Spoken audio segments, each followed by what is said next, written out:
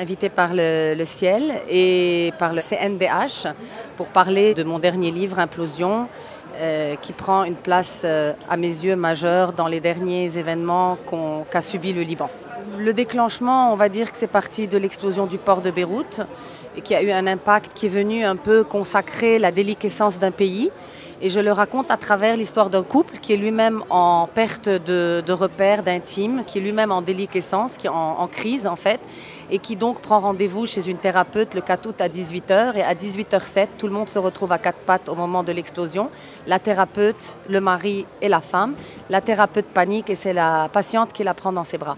À partir de là, il y a toute une réflexion où comment est-ce qu'on crée un quotidien de l'intime, comment est-ce qu'on peut réfléchir à l'avenir politique d'un pays mais intime d'un couple quand autour tout s'écroule et qu'il n'y a plus de thérapie puisque même la thérapie est à quatre pattes avec la thérapeute.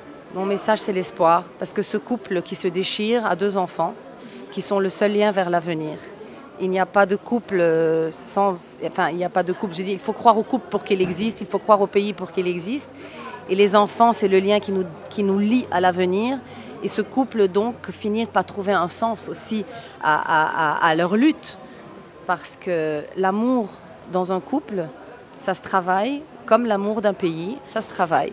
Alors ce n'est pas démuni de difficultés, de tribulations, de crises internes et externes à ce qui, voilà, à notre histoire. Petite dans la grande histoire, mais la grande histoire aussi est traversée de difficultés.